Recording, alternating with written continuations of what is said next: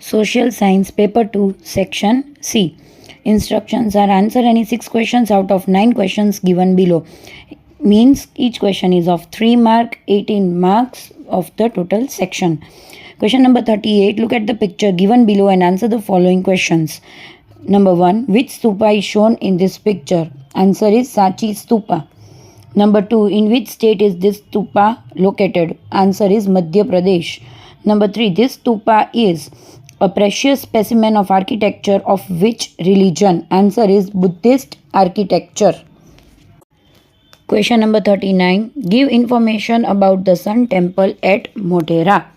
Answer is the temple in North Gujarat which has been carved in Iranian style is the Sun Temple of Modhera in Mehsana district. This temple was built in the year 1026 during the reign of Solanki king Bhimdev I.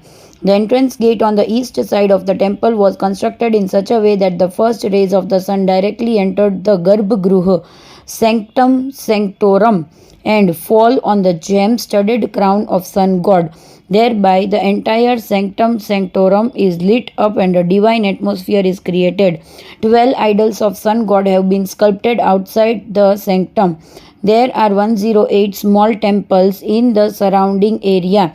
The deep prajwalam at the time of Aarti in the morning and evening creates divine situation which is a pleasant sight. This temple is world famous for its exquisite architecture and sculptures. Now extra question of 39. Give an introduction of Dholavira as a town of ancient India. Answer.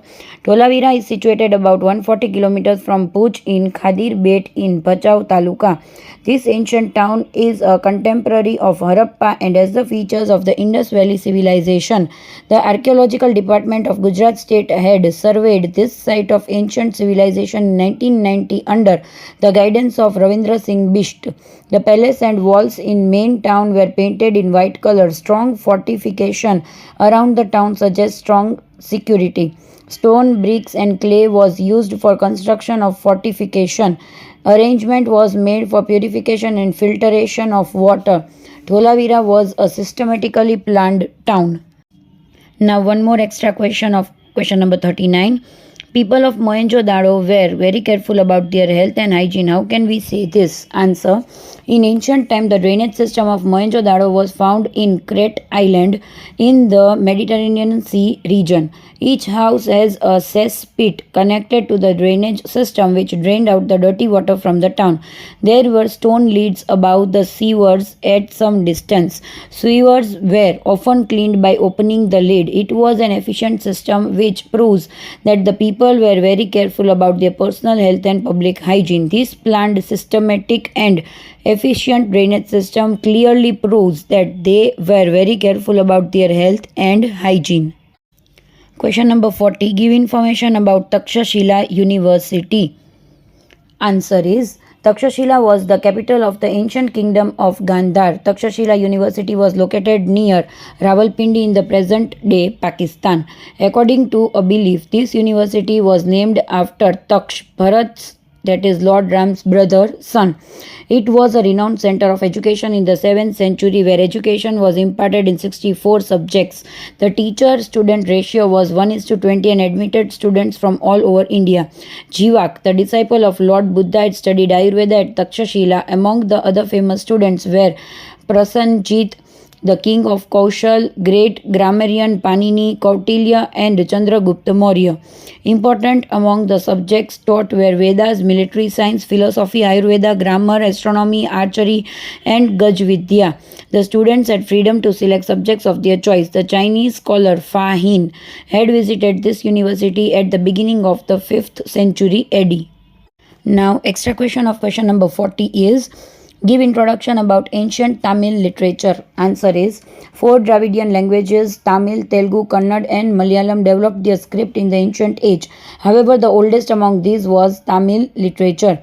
3 literary gatherings, Sangams, were held in the ancient age. Many sages and learned men had recited their compositions at these Sangam meets or gatherings. The main themes of the Sangam literature were war, politics and romance.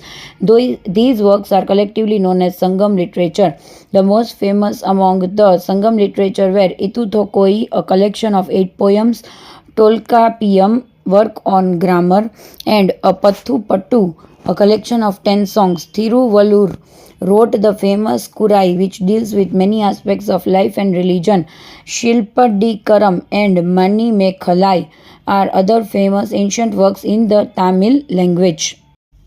Now, question number 41. Write a short note on red soil. Answer is red soil is spread over 19% of the total area of India. Red soil in India is found from Tamil Nadu in southern peninsula up to Bundelkhand in the north, Rajmahal Hills in the east, and up to Kutch in the west.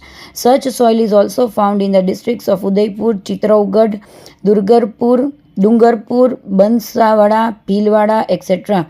Its characteristics: due to the ferric acid, the soil is red colored, it becomes yellow downwards. There is a deficiency of lime, gravels, and carbonates in this soil. Crops like wheat, cotton, millet, jowar, linseed, groundnut, potato, etc. can be grown in red soil. Now, extra question of question number 41 is write a note on black soil. Answer is the black soil is spread over about 15% of the total area of India. The Deccan lava and the climate have played major roles in the formation of this soil. Black soil is found in Maharashtra, western Madhya Pradesh, few area of Andhra Pradesh, and Karnataka of peninsular plateau. In Gujarat, such soil is found in Surat, Bharuch, Narmada, Vadodara, Tapi, Dang districts. Its characteristics: this soil has more contents of iron, lime, calcium, potash, aluminium, and magnesium. It is fertile and sticky. It has the capacity to retain moisture for longer time. When the moisture dries up, cracks develop in this soil. Crops like cotton, linseed, mustard, groundnut, tobacco, and urad can be grown in black soil. As it is much favorable for cotton crop, it is known as cotton soil. The black soil is also known as regur. Now, question number 42. State the ways to stop soil erosion. Answer is major remedies to prevent soil erosion are as follows. The grazing activity over the land should be controlled. Sowing should be done in contour-like formation over the slopy land. Trees should be planted over the fallow land. Check dams should be constructed where depressions have developed due to running water. Deep plowing should be carried out to slow down the flow of the water. Bunds should be constructed around the farms to prevent sheet erosion, and tree plantation should be carried out. These bunds obstruct the soil of the farm from flowing out. Question number 43. State the steps taken for preservation of the environment. Answer is Earth Conference was organized for the first time at Stockholm in Sweden in 1972 to discuss measures to protect the environment at the global level. Thereafter, many such conferences and conventions have taken place to discuss the environment-related issues. India has actively participated in these global events and adopted the resolutions passed for the protection of the environment. Following are the steps taken in India for the protection of the environment. Information of the level of pollution in the major cities is collected and published. National and state pollution control boards have been set up. 5th June is celebrated as the Environment Day. Air Pollution Control Act was enacted in 1981. Has signed international agreements about deteriorating level of ozone, disposal of nuclear waste, and maintenance of biodiversity. Steps have been taken to create awareness regarding the protection of environment in the country. Extra question of question number 43. What is privatization? State the ways of privatization. Answer is privatization means the process whereby ownership and management of public sector industries is handed over or transferred to private sector. The ways of privatization are: firstly, those areas which are reserved for public sector are opened from the private sector. Second, state keeps the ownership of state-owned companies under its control and gives the charge of management to the private companies, or state keeps management in its own hand and gives ownership to the private company. Now, question number 44. State the remedies for controlling price rise. Answer is the following steps have been taken to control price rise. Number 1. Monetary measures. The Reserve Bank of India takes the following monetary measures to control price rise. It increases the bank rate, that is the rate at which it lends money to the commercial banks. As a corollary, the commercial banks increase the rate of interest while lending money to their customers. The increase in the interest rate curbs the tendency to borrow money and invest the same in speculative ventures. The increase in the rate of interest on the deposits encourages the consumers to invest their surplus funds. Thereby, surplus funds go out of circulation. The tendency to make unnecessary purchases is curbed. This reduces the demand for the goods. The Reserve Bank withdraws surplus funds from the market by selling the government securities. It increases the cash reserve ratio and reduces the availability of funds with the commercial banks. Number 2, fiscal measures are taken by the government to control price rise. These are: the government reduces the public expenditure, postpones plans involving heavy expenditure, and curbs wasteful expenditure. It increases the level of existing taxes and imposes new taxes and thereby reduces spending capacity of the people. It borrows money from the market, private individuals and institutions, thereby it curtails excess purchasing power and demand for goods and services. Number 3, control on investment is a direct step to curb price rise. It encourages productive investments in agricultural and consumer goods industries. Thereby, the supply of food grains and consumer goods is increased. At the same time, it discourages speculative investments. Number 4, price regulation and rationing. Price regulation and rationing was introduced in India for the first time during the Second World War and continued till 1972. When India became self-sufficient in production of food grains. The price control continues even today. Essential commodities are made available to the weaker sections through the public distribution system of the society. For the purpose, a chain of fair price shops has been set up. The government gives subsidy of food grains, petroleum products and gas to keep prices under control. Number 5, administered price mechanism. The government has made it obligatory for all the manufacturers to state the MRP, that is maximum retail price, on their products, which are inclusive of all taxes.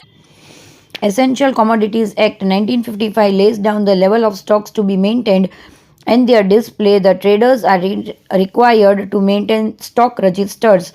Any disparity between actual stock and that mentioned in stock register attracts punishment.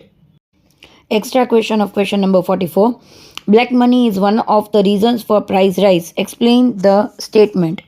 Answer. Black money is unaccounted money. Many economic transactions are not mentioned in the books of account to evade taxation.